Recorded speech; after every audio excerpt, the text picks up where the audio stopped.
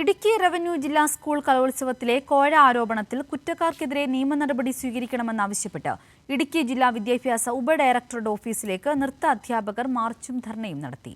DDE ഓഫീസിന് മുമ്പിൽ നൃത്ത അധ്യാപകർ നൃത്തം ചെയ്ത് പ്രതിഷേധിച്ചു.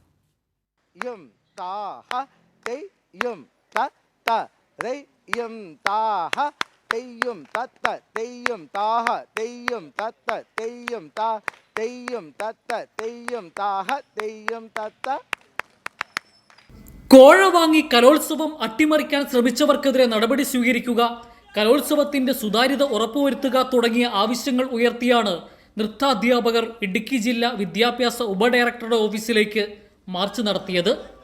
DD ഓഫീസറോടും AE ഓഫീസറോടുമാണ്. കാരണം എന്നാൽ നടക്കുന്നത് ജഡ്ജ്മെൻറ്റ് വിധി നിർണ്ണയിക്കുമ്പോൾ ആദ്യമായിട്ട് ആ വിധി നിർണ്ണയ കർത്താക്കളെ, വിധി നിർണ്ണയിക്കുന്ന ആൾക്കാരെ വിളിക്കേണ്ടത് DD ഓഫീസിൽ നിന്ന് അവർ നേരിട്ട് വിളിക്കുകയാണ് ചെയ്യേണ്ടത്.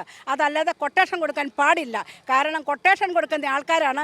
അവർ പറയുന്നത് ഇതാണ് മറ്റുള്ളവരോട്, ഞാൻ കൊട്ടേഷൻ പിടിച്ചിട്ടുണ്ട്, നിൻ്റെ കുട്ടിക്ക് പഠിക്കാനുണ്ടോ, ഒരു അധ്യാപകരോട് ചോദിക്കും, ഉണ്ട്. അപ്പോൾ അവർ തമ്മിലാണ് പിന്നെ ഇടപാട് നടക്കുന്നത്. എൻ്റെ കുട്ടി കളിക്കുന്ന ഡ്രസ്സ് ഇതാണ്, എൻ്റെ കുട്ടിയുടെ ചെസ് നമ്പർ ഇതേ ഇടുകയുള്ളൂ, ഈ ചെസ് നമ്പർ വേണം നീ കളിക്കാനായിട്ട് ഇരിക്കുമ്പോൾ നീ പ്രത്യേകം ശ്രദ്ധിക്കണം.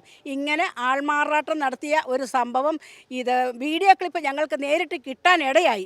ആ ഒരു വീഡിയോ ക്ലിപ്പിന്റെ ആ അടിസ്ഥാനത്തിൽ ആ തെളിവ് ഞങ്ങളുടെ കയ്യിൽ വെച്ചുകൊണ്ടാണ് ഞങ്ങൾ ഇപ്പോൾ ഈ പ്രതികരണത്തിന് ഇറങ്ങിയിരിക്കുന്നത്.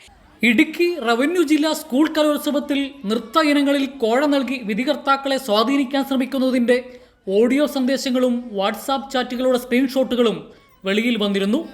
നേരത്തെ SFIയും പ്രതിഷേധവുമായി രംഗത്തു വന്നു. ഈ വിഷയത്തിൽ ഇടുക്കി DYSP കഞ്ഞിക്കുഴി SHOയ്ക്കാണ് അന്വേഷണ ചുമതല നൽകിയിരിക്കുന്നത്.